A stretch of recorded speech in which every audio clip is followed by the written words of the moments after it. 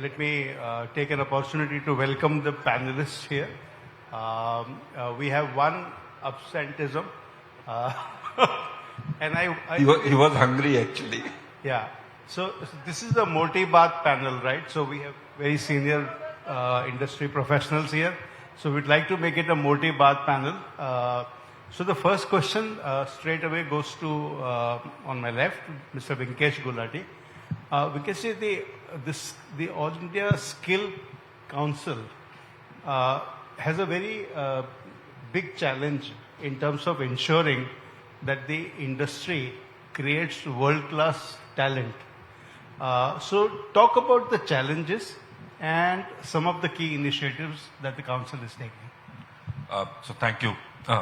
Real good question. Even the before two panels were talking about manpower and the issues of all those. And what I feel like Saharsh has said, FADA already employs some 5 million employees. And FADA on its own is working a lot on skilling, training and all those things. And the lower strata is job of the Automotive Skill Development Council. We agree. Even if EV wasn't there, then too, the reskilling part happens in an auto industry every 2 years. As a process, all OEMs want the employees to be trained every year and 2 year refurbish themselves because a lot of things have changed. So if I remember 20 years back, a Maruti 800 and today, wanting to name Maruti brand only, the WagonR, the kind of product and features there were and the ease of servicing that time and today would be fast different. And now we are talking of EV. And an ICE which has ADAS with it, which has all those connected car features and a lot of features, things, all that, which on its own needs a lot of reskilling. So yes, it's a big task for all of us on the reskilling part. And I expect, so what ASDC is doing as a job, we are making it 3-part. One is where we are reskilling people. Second is recognizing anybody who has, which is RPL. And third, obviously, skilling freshers. And what we have realized that people who come to auto industry after being graduates, their shelf life is very less and normally they don't enjoy working here. So what we have changed our stand now is we are finding people who have just passed out of 10th or 12th, which they want to go to ITIs and all, and then give them 2 years, 3 years diplomas so that they can come in our sphere in the manufacturing line if they want to go towards component, in the auto line if they want to become technicians or sales consultant and train them. And this will help us more in addressing retentions issues and making them loyal more because they haven't seen the world of deception in the after graduate joining 3-4 companies and all. And we have been successful. We have trained a lot. And practically in EV, there are a lot of things which we have started, like there are skilling course on EV and hybrid technology. There are skills training QPs on battery management system. There are QPs on charging infrastructure and how to maintain that. So there are a lot of things what we are doing, but paucity of time. We are in the process, but yes, it's just in a nascent stage. We have done some thousands, which I feel is still very less. There are a lot of to do. And whosoever is sitting here from the EV manufacturing front and all, ASDC is there to support. Please come forward. We'll see how we can bridge the gap coming in future. Yeah, thank you, Vinkesh. I think that was a very good, insightful response to the question about how challenging and how important it is for the industry to have highly skilled and relevant people available for moving this challenge of growth in the Indian automobile industry.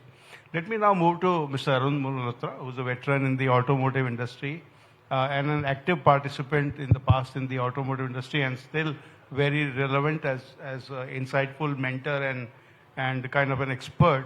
So one thing which, Arun, the question to you is that manufacturing hub is a dream. India becoming a manufacturing hub. How realistic is the dream? What are the challenges for this dream? And how do you think government can support this dream? So, Ravi, thanks for the question. I think where we stand, if you see in the auto industry, if India has to become a manufacturing hub, electronics or software is an area where we need to be the leader. Whether we like it or not, in the last 15 years, China has moved far ahead. China was nowhere 20 years back, and now China is far ahead. So there is a focus on electronics coming in. Software is also related to it. Fortunately, our IT and software industry is there. So it's a combination, but it's driven by electronics. So the focus has to come back on electronics in a big way if we need to become the global hub. We've got these schemes like Production Linked Incentive Scheme and the Advanced Cell Chemistry Scheme, which focuses on the components which were required. But the challenge is, I think, we have set the bar too high. PLI schemes been launched in electronics, I would say, in telephones or this area, and auto or pharma at the same time. And auto has not made much progress. Probably we put the bar too high, competition too high. So probably we need to nudge and make it sharper. The other positive part, which is happening, which is slightly under the radar, is the global capability centers, which are coming in a big way. Even auto majors who don't have any presence in India, they're also investing phenomenally high. So can they become the design development stage? Are we going to be only some company at the first stage? Or this global capability center, if you can combine it with electronics and software and only becoming a window to the world, that's the biggest opportunity at this point of time. The third is exports. Two-wheelers, we've done well in exports. Somehow other branches, other fields, it's much, much below potential. Although all technologies are available now, our vehicles are second to none. So these are three areas where the opportunity is there.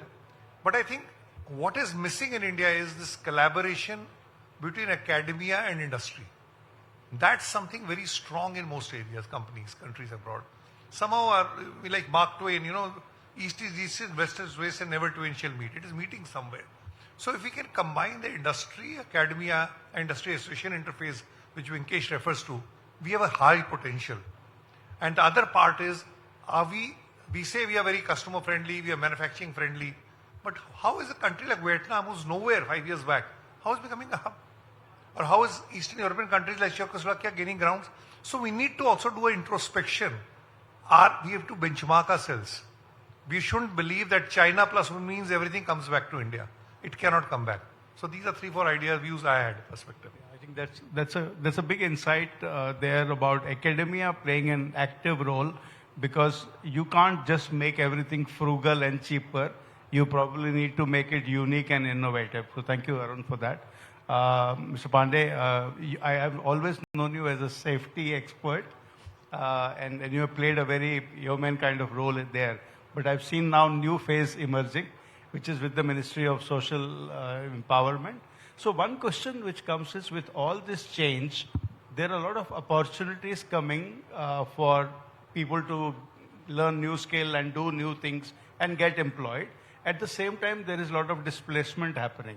So how can government agencies and people who are supporting this ecosystem really play an active part? Thank you. I think first of all, if you look at the global trends now, India is also making global trends, especially in the area of the auto component I'm talking. So representing ACMA and the component industry, we have a very strong, thriving industry. And the export, as of today, of course, we are even at 7, 8, 9, 10 billion, market, what we have made. If you see that we are still roughly 2 to 3% of their market size, we are exporting. Clearly, you see also in Europe, and not only India-like markets also. So all the Latin America, you see Africa. So we have a huge space, and government is actually understood this as a major growth engine. I'm talking about auto component, auto vehicle, I'm not talking as of now, but within the auto component. And over time, what you see is India has got a very unique situation of a huge cost pressure. Our market is teaching us, and that is where our customers are very demanding. You just heard from Sahas talking about 10 minutes delivery, the digital approach. So they want all global, whatever the best of the best in the world, but at an Indian price. So you want a German product, and I have been facing in my company also that they will, all the OEMs also expect that, okay, I bring the Hella design from Germany or whatever, but at an Indian price. Now that's something where you are put under pressure, and with this competence center coming up, we have engineers a lot. So this is where a very good cocktail is happening, where you have a market which you can test for cost innovation. You have the whole world open for you on the component export, and then the government is supporting you. So not only from the skilling side or the apprentice scheme side, but also in the new technology, especially if you look at safety. You just heard from Volvo what he was telling regarding from a regulate and enforce, and we are not able to enforce in our country, and that's why you have so many deaths. Can we move to alert and assist?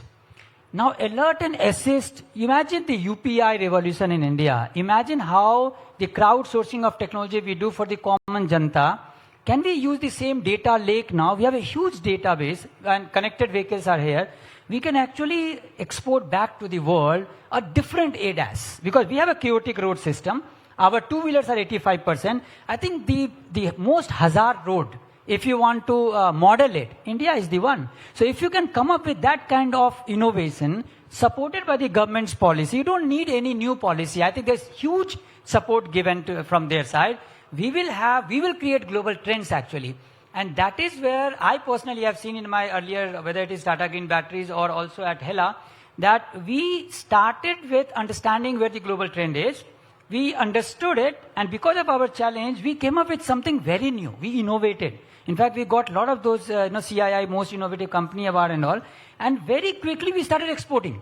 So there is also, and not everybody will like it. But when it comes to supply chain from China and India, you will not find a lot of resistance. Now, at least I know in many of my friends abroad that their boards have mandated now that such percentage of imports they have to do from India rather than from China, or diversify. They are desperate. What is missing now is, and that is where I always requested that SIAM, ACMA, FAD has to work together, is the viability of the component companies. If you don't allow us to work in aftermarket, if you don't allow us to have our own business models, because we continue to do job work with such a thin margin. Look at the whole study of profitability of the ACMA companies, especially tier 2 and tier 3. Now we can't pay properly. Forget about design engineer to hire. You go and visit us. There is a jazba. They will always say yes sir to the OEM. It's like a parent and child relationship. But from their parent child, if you want to have a partnership approach so that we also innovate, we need to get certain, acceptance of this power parity. And that is where I'm requesting that if we work together, give certain leeway to us to innovate, we will build world's first products here. And there is a lot of example. Whether you look it into AMT technology, look it in the LED technology, everywhere we have seen. But for this, we need to nurture ACMA companies. That's my request. Yeah, we promised more. My baap to bhai syndrome. and you're getting some good motivat. My question to the lady here is that when we talk of batteries, everybody talks and complains about cost of lithium-ion batteries very high, therefore electrification is not happening. But the other aspect which gets less importance is the science behind battery management systems and the electronic components. So can you throw some light of what Maxwell is doing in this area and how it is making a difference in building a local capability for battery manufacturing? Sure. Thank you, Ravi. That's a very interesting question. And first, I will touch upon the lithium-ion batteries cost. Even today, India's reliance on importing the lithium-ion batteries is very high, very significant dependency we are having. But if you look into, if you would have noticed, every day we see one or the other news that one or the other top player or mid player is coming into the battery pack manufacturing business. So if we talk about like Ola announced the Bharat Cell manufacturing in India, and Reliance Industries, they are actually investing heavily into the Jamnagar for the gigafactory for the battery manufacturing. Amar Raja, they are investing heavily into the lithium-ion battery technology, and so is Exide doing the JV into those things. So all these big companies and even the smaller players, they are actually coming to the picture, supporting the India's EV ecosystem, where we are becoming the self-sufficient in the battery pack manufacturing. So as it is growing, we'll see that the cost of the lithium-ion batteries will also come down.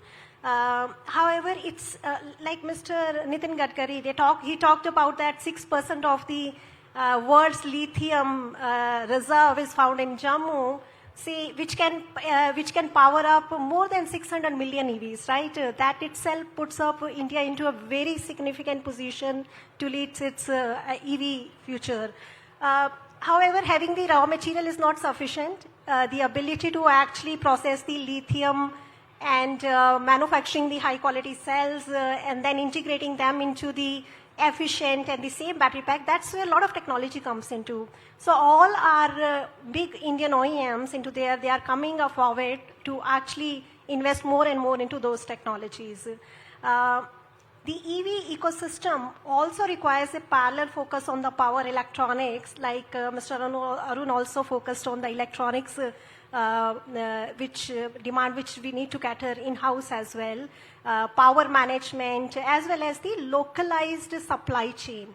That's where the whole gist of the problem is. And the government policies, the recent PMA drive, which is actually encouraging the local production. And from 1st of May itself, it will be mandated that the battery management systems, the battery modules, they need to be produced locally. That itself is driving huge innovation locally. So that is where the Indian market is moving right now. And if we talk about our 400 plus EV startup ecosystem, right, they are doing a lot of innovation in the localization as well. So they are working across the value chain, right, from the battery recycling to the charging infrastructures. So this is all happening, and if we talk about how Maxwell is supporting the EV ecosystem, see, when we talk about the battery manufacturing, it becomes a focal point of the discussion when we want to be self-reliant. However, a EV cannot function unless the underlying electronics that supports the efficiency, reliability, intelligence, and that's where Maxwell is actually playing a huge impact. So what we realized that one of the bottleneck with the Indian OEMs has been facing is the very fragmented global supply for the EV electronic components. Like you talk about the battery management system, you talk about the charger, MCUs, TCUs, they all are coming from the different international suppliers, right? So that is not only increasing the cost, lead time, but also posing us to the risk of the disruptive global supplies sometimes. And that's where at Maxwell, we have been designing and manufacturing all these EV components from the day of inception. And then it's not about only designing, it's about the manufacturing, having the local infrastructure, and we are there from the day one. One of the points which I want to add is that we are also actually enhancing the lifespan of the EV, because from the consumer point of view, anybody who is buying the EV, their main concerns are like how long my battery will stay, can I do the fast charging, is it safe to buy EV vehicle? So that's where our battery management system plays a key role to provide the better battery health and even the safety in the extreme environment conditions, like we have the extreme summer in the North India side, right? That's where it comes. So we, as part of a subsidiary of the Endurance Technology, which is a leading automotive component manufacturing component company in India, we are at a very strategic position where we can support the automakers in their transition. And if we talk about the local supply available for the electronics components, I mean, that gives an opportunity to the startup EVs as well as the established OEMs to just focus on the innovation and forget about the disruption due to the foreign supply chain which they are relying right now. So that's where we are coming to the picture. Thank you. I think, one thing which interestingly emerged here is that it's not only the area of skills that Vinkesh talked about, and Vinkesh, I'll yield to you for making another point. You want to make? Go ahead. Okay. So basically, what I was trying to drive is what I was saying when we're talking about skills. Actually, we have shifted from BTech mechanical to BTech computer science in cars, and that's a major shift what we are seeing. And I feel maybe that's a needed shift, but that's a problem shift also, because the core knowledge of engineering, what was needed for in our system, is missing as of today. But yes, the skilling is trying to cover it up, but there is a gap. And I feel the way what Sarsh was saying before, the problems of EV, fire and all those things, I feel that happened because the startup culture didn't think this as an auto OEM thing. They always thought it as a startup thing. Assemble 4 pieces, give it to the customer, count how many kilometers, how many trees saved, how many carbon emissions saved, and then fund it. So that's where the gap was. I feel now we have stabilized. A lot of OEMs working in, we are working in, things will improve going. In fact, there's a proof that this is working even in the manufacturing space. If you look at, of course, we're talking about EV, but also connected vehicle. Look at companies who just start up few years back. If you look at Netradyne's presence in US now, strong markets here. Look at RoadGen. Look at a lot of these with hardware as well as a software component is higher because the whole game is changing. You just can't separate these two now. And if the supplier is the same, he can do a lot of proprietary things and innovation. Plus, we have the data which nobody has. Anybody who has a lack of vehicle on the connected, he can have 1 billion kilometer, to get the data. And with that learning, the AI engine is much superior, much better, and then they can export. And of course, the cost is also at our advantage. That's why I see that this whole component ecosystem has a chance to lead this global trend. Yeah, I think component sector has been leading in making India global in a big way. So clearly, I think the message in this group, which is emerging, is on one hand we have the challenge of skilling for the new age, which is happening in the automotive industry. The other is all the stakeholders, which is academia, government, industry. Everybody has to work together. And last 2 panelists really talked about choosing the battles carefully. Don't fight all the battles. Select your battles and become the world leader. I want to thank all the panelists, given the paucity of time. There are many more questions, but we can catch up over drinks. Thank you very much. Panelists, thank you so much once again for sharing your insights with us. May I request Mr. Chadha to please join us up on the stage and kindly felicitate all the panelists. Ladies and gentlemen, please put your hands together. We have with us Mr. Vinkesh Gulati from Skill Council of India, Auto. Mr. Arun Malhotra, an auto industry expert. We have with us Mr. Rama Shankar Pandey, Social Defense Fellow from Ministry of Social Justice and Empowerment, Government of India. Ms. Kavita Verma, CEO, Maxwell Energy. And this session is moderated by Mr. Ravi Bhatia, President, Jato Dynamics. Can we please put our hands together louder for all the esteemed panelists, ladies and gentlemen. Wow. Thank you so much for bringing your wealth of knowledge, experience and expertise to all of us. Thank you once again for illuminating everyone here in the audience. Lot of exciting key takeaways from this discussion. Well, in the paucity of time, we couldn't take any questions, but I believe you can catch the panelists, during the dinner. Thank you. Can we hear some more energy from all of you, ladies and gentlemen? Some more applauses, I believe. Fantastic.